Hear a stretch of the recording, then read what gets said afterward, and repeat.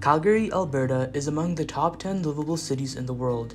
It's fair to say that a city doesn't become so recognized by simply excelling in meeting the basic needs of its citizens.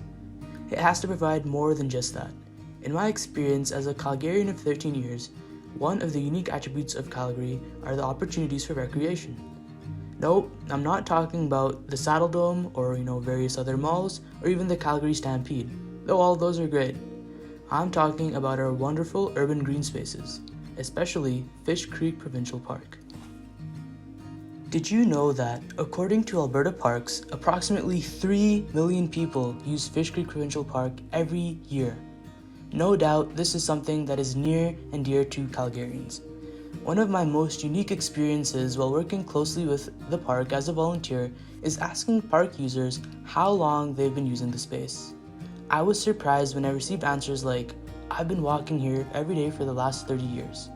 Other times, I've received responses saying, "I haven't lived in this city or country very long, but in the time I've spent here, I absolutely love Fish Creek Park."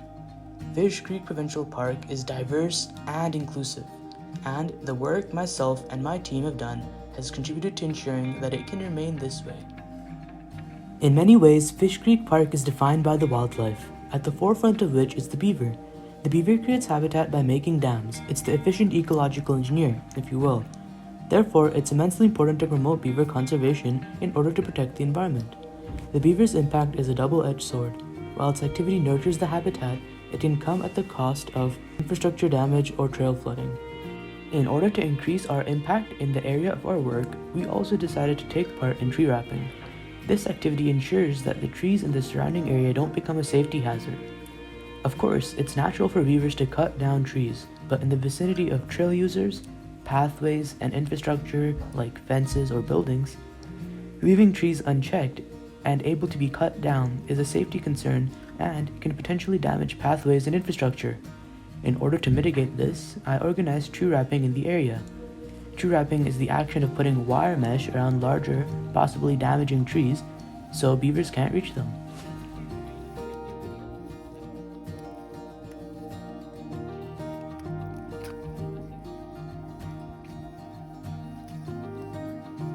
The path to moving forward and addressing the issue is coexisting with the beavers, thus the Beaver Coexistence Project, which is a conservation initiative.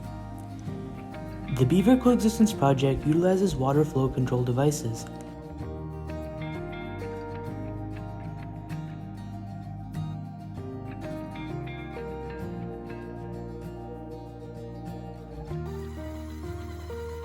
This simple tech consists of long HDPE pipe segments. One end of this approximately 40-foot long pipe goes in and through the beaver dam. The other, upstream end, goes into a cage. This cage serves the purpose of preventing beavers from entering or clogging the pipe.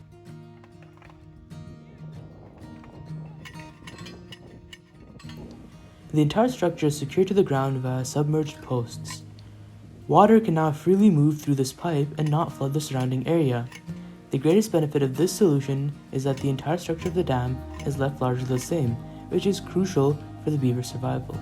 It's a safe and efficient win-win solution. In order to accomplish this crucial work, I helped create the initiative to determine the site, acquire materials, and schedule the installation of a flow control device in a specific region.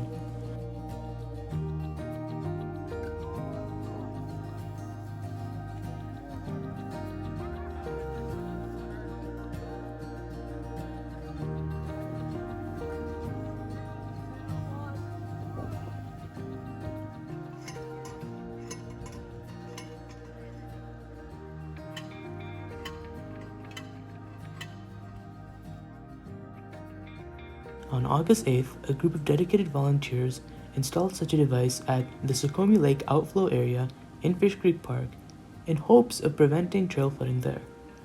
Our hard work that day contributed to making Fish Creek Provincial Park safer for everyone who uses it.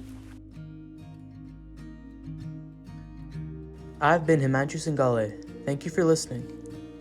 Thanks from the bottom of our hearts to Rising Youth and Taking It Global for the grant that made this project possible. Thank you to lead volunteers Rose and Will Ratliff and Dylan Barnes.